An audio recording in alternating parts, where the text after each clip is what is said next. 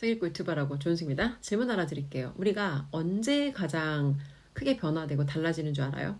우리는 내 생각과 예상과 기대와 상관없이 갑자기 문제를 겪으면서 내가 자빠졌어. 아니면 벼랑 끝에 몰려있다가 떨어졌어. 뭐가 됐든 간에 이런 위기가 우리한테 갑자기 닥쳤을 때 이 위기에서 우리는 엄청난 잠재력. 왜냐면 문제를 해결해야 되거든. 자빠졌으면 다시 일어나야 되잖아. 떨어졌으면 다시 올라와야 되잖아. 그래서 이런 문제가 닥쳤을 때 그 문제를 해결하기 위해서 애쓰는 과정에 우리의 모든 잠재력이 다 튀어나온다고요. 근데 이런 거예요. 자빠지기 직전에 사실 그 느낌이 있거든. 그러면 자빠지기 직전에 그걸 좀 미리 예방하면 그게 더 좋은 방법인데 우린 절대 그런 식으로 움직이질 않아요.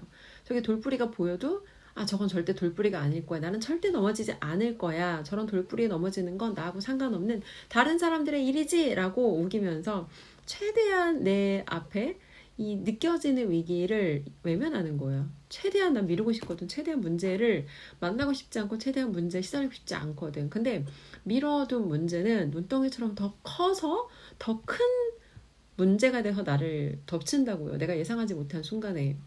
이런 거예요. 우리가 평상시에 다양한 실패의 경험이 있는 사람들은 이 문제 하나가 닥쳤을 때 문제 하나 때문에 그렇게 삶이 박살나지 않아요. 내가 예를 들어 뭐 다양한 여러 가지 실패 경험이 있을 수 있잖아. 그쵸? 근데 인생에서 실패가 없으면 없을수록 이 작은 문제가 들어왔을 때 너무 시달리는 거야. 왜?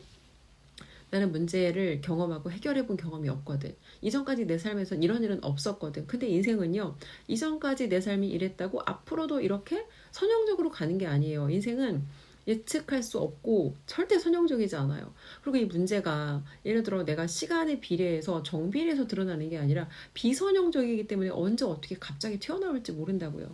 결과적으로 뭘 해야 되냐? 우리는 잘 될 것보다 내가 안 되거나 망할 거에 대해서 훨씬 더 많이 생각하고 작게 실패하는 경험을 의도적으로 많이 해야 돼요. 작게 실패하는 경우. 내가 뭔가 시간 썼고 애를 썼는데 여기에 대한 피드백이 좋지 않아. 이게 작은 실패예요. 그리고 여러분들이 절대 망하지 않는 작은 실패를 가장 많이 경험할 수 있는 공간이 사실은 바로 유튜브예요. 유튜브에서 매일 영상을 올리잖아요.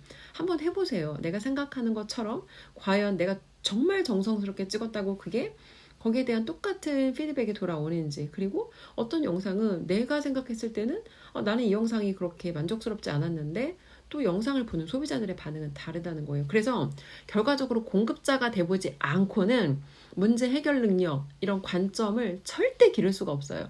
공급자가 되는 것만이 이런 문제들에 대한 내가 어떤 유연성, 문제 해결 능력을 키울 수 있는